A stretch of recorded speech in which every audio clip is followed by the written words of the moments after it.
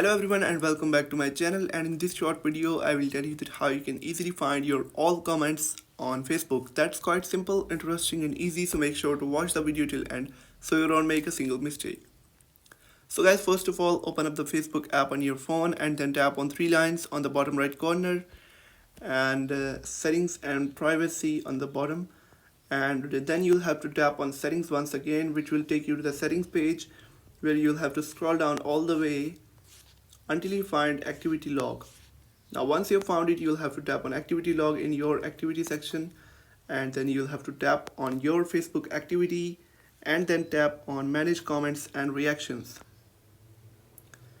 Now it will take you to this page where you'll have to tap on filters on the top left corner of your screen, and then once you're on this page, you'll have to tap on categories and then tap on comments.